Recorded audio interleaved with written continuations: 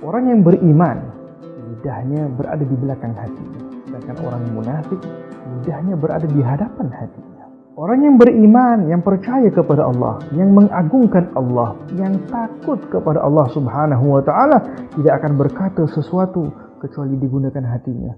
Ya Allah, perkataan yang akan kusampaikan ini adakah untuk mencari keridhaan Allah ataupun tidak? Ataupun perkataan yang akan kusampaikan menjadi sebab kemurkaan Allah Subhanahu wa Ta'ala. Wal'iyadzubillah. Berbeza dengan orang munafik yang tidak peduli Allah riba ataupun tidak riba. Dengan itu Nabi SAW bersabda dalam hadis yang sahih, "Man kana yu'min billah wal yawmil akhir falyaqul khairan aw liyasmut." Nabi SAW bersabda dalam hadis, barang siapa yang beriman kepada Allah dan hari akhirah, berkatalah perkataan yang baik ataupun diam. Percaya kepada Allah, percaya adanya hari akhirah, yaumul hisab. Setiap perkataan yang kita sampaikan akan dihisab oleh Allah Subhanahu wa Ta'ala.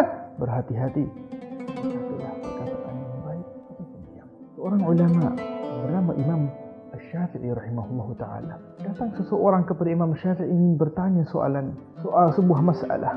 Wahai Imam, saat bertanya kepada Imam Syafi'i lama tak jawab, diam. Jadi dia berkata kepada Imam, "Lima la tujib ya Imam?" Wahai Imam, kenapa kau tidak jawab?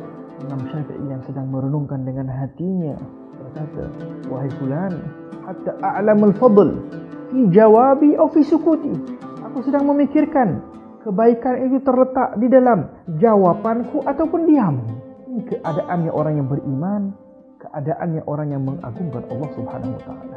Imam Al-Ghazali rahimahullahu ta'ala berkata tentang kelebihan diam, kerana percakapan secara keseluruhan terbahagi kepada empat. Yang pertama, percakapan darar mahab, percakapan yang hanya ada kemudaratan sahaja, seperti mengumpat, mengejek, berkata perkataan yang kotor dan sebagainya.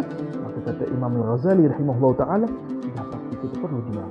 Percakapan yang kedua, kata Imam Al-Ghazali rahimahullah ta'ala, fihi nafa' wa fihi darar. Ada manfaat, tapi dalam masa yang sama ada kemudaratan. Seperti seseorang ingin menasihati yang lain, berkata perkataan yang baik, tapi dalam masa yang sama nasihatnya mungkin ada dusta, ada mengumpat orang dan sebagainya. Maka kata Imam Al-Ghazali juga berada dalam keadaan bahaya karena masih tidak keluar daripada daerah adanya kemudaratan. Yang ketiga, la fihi dar wa la fihi nafa'. Yang ketiga kata Imam Al-Ghazali, tidak ada kemudaratan, dalam masa yang sama tidak ada manfaat, yaitu percakapan atau perbualan yang kosong.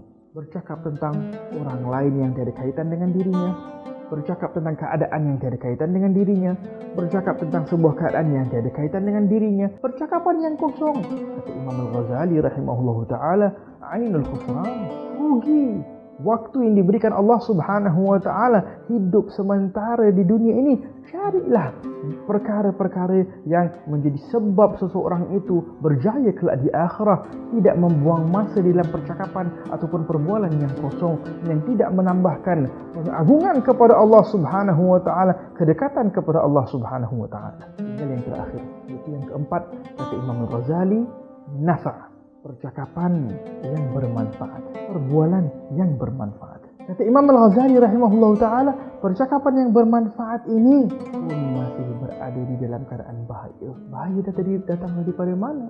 Kata Imam Al-Ghazali, dagaig, perkara-perkara yang halus yang kadang kita tak sedar, yaitu boleh jadi nasihat yang baik, perkataan yang baik, di belakangnya ada ujub, ada riya, ada kibir.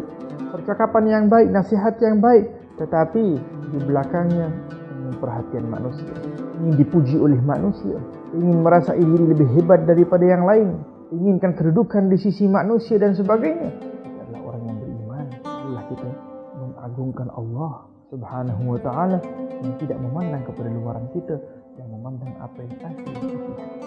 Itu wahai orang yang beriman kepada Allah Subhanahu wa Ta'ala, kita dapat memahami di sini bahawa percakapan masih berada di dalam keadaan bahaya walaupun percakapan yang bermanfaat, apatah lagi percakapan yang tidak bermanfaat. Karena itu kita perlu berhati-hati bagi orang yang beriman kepada Allah Subhanahu wa Ta'ala.